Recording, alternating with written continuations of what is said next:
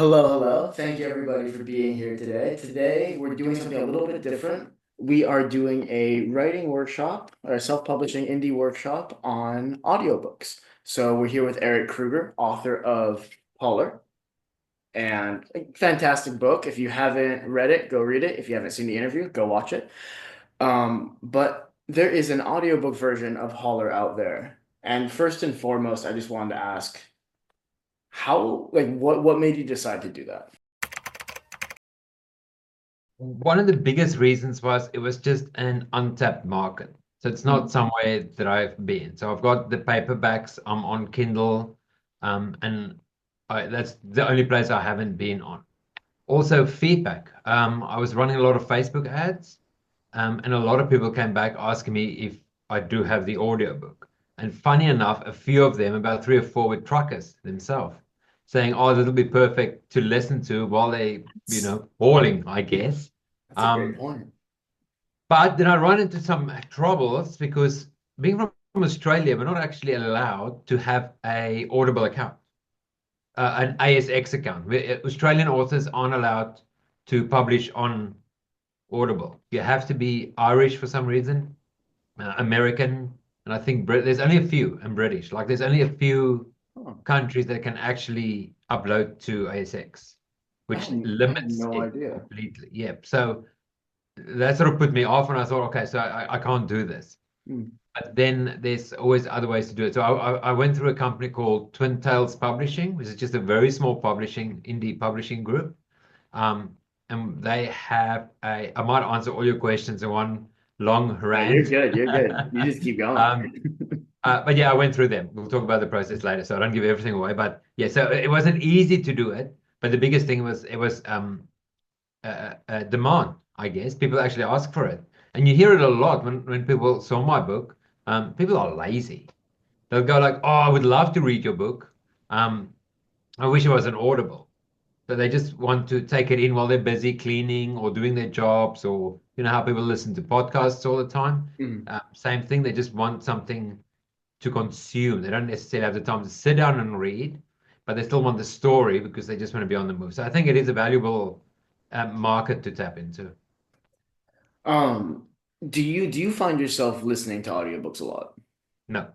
See, I'm the But same. I listen to a lot of podcasts, but I Mhm. like to sit down and read. Mhm. But I will say, when I listened to Hauler, the actual audio, it wanted me to listen to more audio. The way they did it, it was really good. Like it really sucks you in. Okay, fair. I'm always curious about it, and I think for me, my own personal kind of experience with it is I feel like I would lose focus pretty quickly, but I guess that always Yep. depends on the story and how it's done and this and that, Yep. which kind of leads me into when it came to the process, you were using this company. Like, did you have to find your own narrator? Did you narrate it No, yourself? no. So what they have is they have quite a few people that they use. So Mhm. they sent me, I think it was about five or six samples of people reading paragraphs that I sent them. So they were reading a chapter of a part of Horler that I wanted them to read. So I picked something that had at least Jimmy's voice in it, Drake, Mhm. I think Lieutenant Wells as well, because I wanted a few different voices in there. And then they read that, and then I picked out of those ones which one I liked the most. That's really cool. So then when it was all said and done, is it basically does every character have a unique voice? Yes. Well, so that's the thing. So some people read it almost just straightforward, Mhm. not a lot, but most of them, yeah, they had a bit of more of a voice. And the person I ended up going with, his name is Kyle Snyder. I'm pretty sure he's Canadian. I'm sorry if he's not. Um, but the way he did the voices was just spot on. When he did Jimmy, when he did Drake, even like every time he did a voice, it was just like, oh, that's spot on. And in the process, once everything was happening and he was the one selected, he would send me a message saying, oh, I'm working on Jacob Zuma's voice.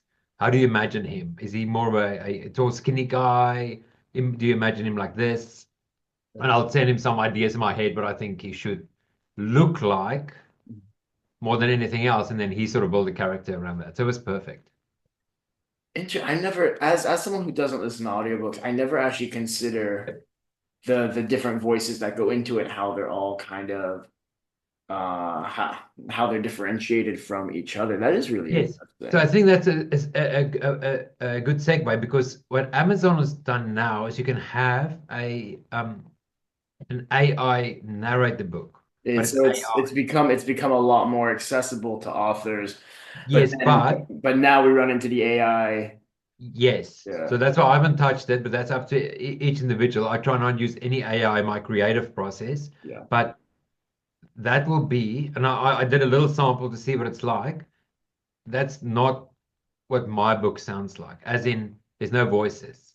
So it's one voice reading the whole book. yeah. So there's no It's character basically like voices. reciting an essay at that point. Yes. It doesn't sound bad, Yeah, but it's not, there's no inclinations, there's no, you don't get different characters out of it. Whereas interesting. when you listen to Hauler, for instance, or any other audiobook that's done with a professional narrator, it sucks you in.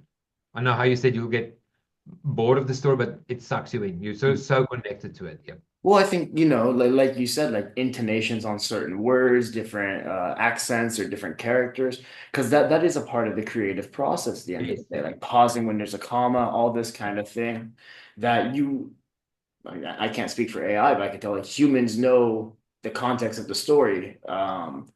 So that is an interesting kind of thing, because on the flip side of that,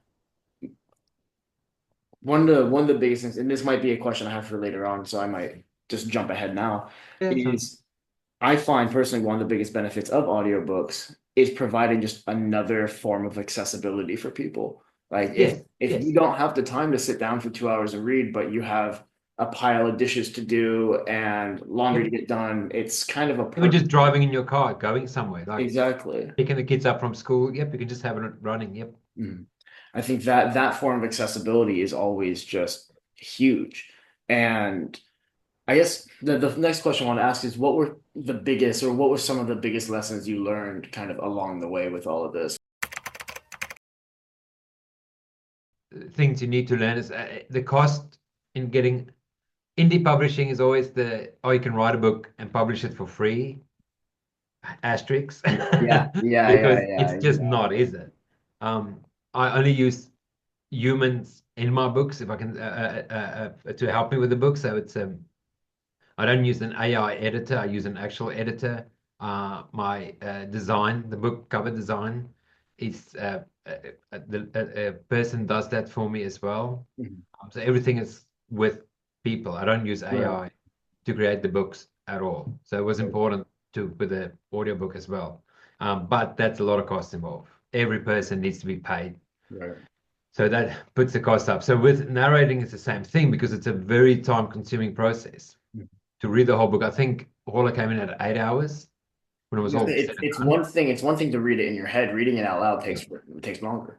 And when you just read it, you don't time yourself. Yeah. You don't go like, okay, I've just now read for 20 minutes. I've now read for an hour. So It's one of it, those things where it's like you check the clock, it's like, oh wow, it's midnight. I need yes, that like exactly.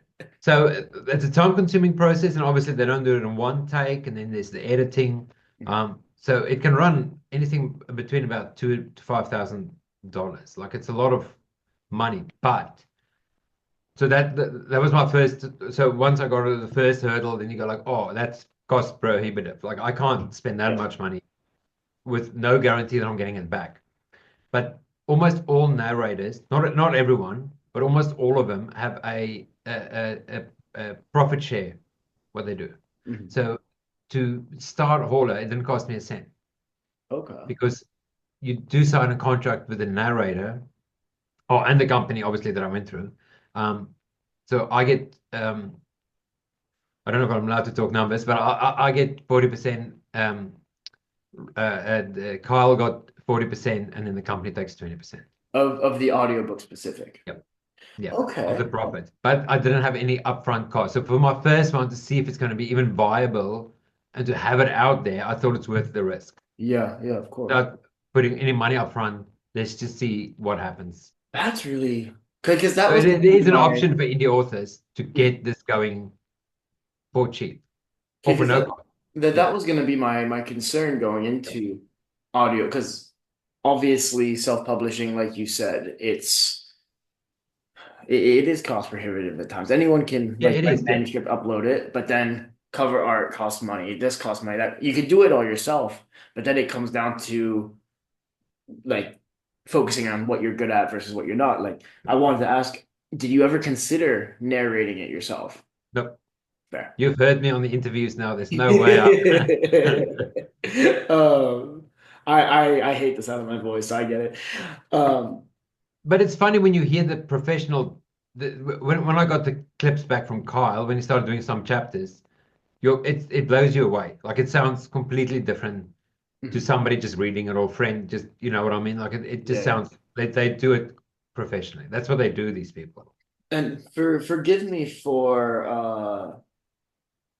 if but for not knowing the answer to this. So, but you've done the audiobook for Holler. Have you done it for any of the following? Not yet, because I first wanted to see. Um, I first wanted to see how this one goes sales wise and that sort of thing. Mhm. And then the tricky thing is to get the same narrator to agree to do it again for the same deal The that one. consistency, it's a good Yeah, point, and I think that's it goes down to like the level of professionalism that you want to yeah, provide for your story, and I think it's reflected in the story that you've written.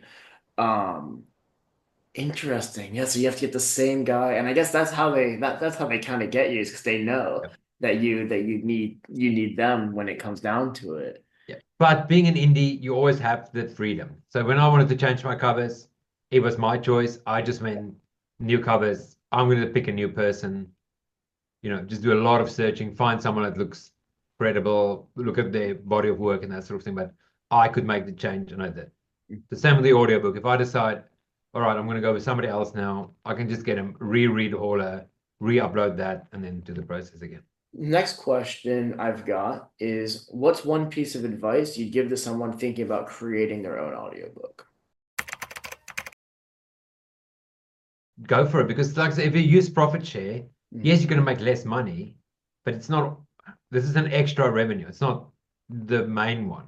Yeah. So if you can get some more eyes on your book, just go for it. Like it's not that expensive. Like say, especially like if you're willing to do the profit share, and you get a good narrator, it's worth it. I think at the end of the day, indie is so much more than just authors.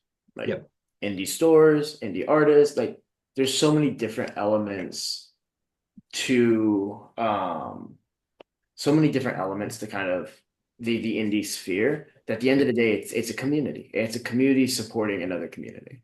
Yep. And I think yeah, most things cost money and Yes. I think the unfortunate reality with where we're at now is that we're kind of trending in a direction where we as a people are becoming more price sensitive and making and the indie option isn't necessarily the cheapest option, but it No, no, is it's not. But you also need to see it as a business. People exactly. tend to think it's a hobby and I'm going to make money out of it. But if you need to see it as a business, you're going to have expenses. You're going to have an income, but you need to see it as a business. You can't just write and say, "Oh, I'm an artist." It's a business if you want to make money out of it, Mhm. and the business has expenses. Um, and I know we've already answered this, but I have the question, so I'm gonna say it is yeah. So was it worth it? Do you think it enhanced the way readers experienced your story, and would you do it again? Like how has your feedback been so far? Because I went through the company, that's my only gripe with going through a company because they published it. I don't get the detailed sales figures. So I Uh, get some money every month, but I yeah, don't get the detailed figures saying you've sold this much or it's gone down this much. I also have less control over advertising. So with my other ones, I run Facebook ads every now and then, BookBub ads, Amazon ads, um, and I can see how the ads affected and I can follow the sales. So right. the only negative I would say the way I did it with the company is for 1 year, they have full control over it. And after that year is over, which will be pretty soon, then I get full control over it. They only have exclusive rights for 1 year. Okay, but then the profit sharing continues on beyond the year. Yes, Got it. with them. Yeah, yeah, yeah. Because that's just how it was set up. Obviously, they need to make their money back. Mhm. But after the year, they don't have exclusive rights anymore. So Interesting. then I'll have more access to see what happens behind the scenes and stuff. But That's the only negative I would say is if you don't do it completely by yourself, you lose a little bit of that indie hands-on experience of watching everything, watching all the sales and that sort of thing. Um, it's been of all the revenue, it's been my lowest income one, but that doesn't really matter because it's an extra. Extra. It's just getting it out there. Um, I need to, what I need to figure out is once it's more my control is how to advertise audiobooks because that's now a new one to figure out on Audible. What is their best advertising platforms? Just giving it away is always a good thing to have something you can give to people. Same with Hawley, you can always run a few free days on Amazon and give it away. So you can tell people, oh, you can grab my book for free now. So once I have the advertising side of it is what I need more control of.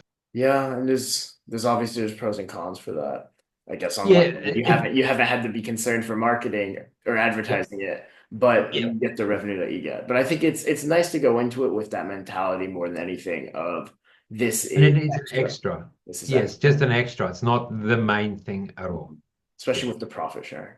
But yeah, no, that's really, really insightful. And it sounds like there might be future Benjamin Drake adventures narrated, as it were. Yeah, I would love to have them all out on audiobook because I think once people get into one book, it's always the same. That's why I write a series, is once you get into one, you want to see what happens with the characters. You want to keep going on with them. Mhm. So I think it's important to have them all out there for sure. Well, this has been incredibly insightful. Honestly, I feel like That's cool. I definitely want to start doing more of these. You learn so much. Well, thank you so much again. I appreciate Not a it. problem at I all. think everyone does. For those of you that have forgotten, this was Eric Kruger. He wrote Holler. And yeah, stay tuned. There'll be more videos like this in the future. Happy to do it. Thank you very much. Thanks.